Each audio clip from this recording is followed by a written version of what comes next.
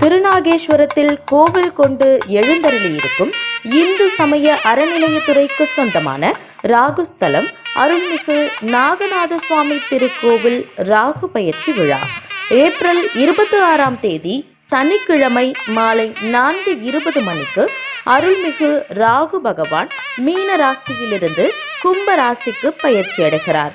அது சமயம் இத்திருக்கோயிலில் சிறப்பு ஹோமங்கள், அபிஷேக ஆராதனைகள், லட்சார்ச்சனை பூஜைகள் சிறப்பாக நடைபெற உள்ளன.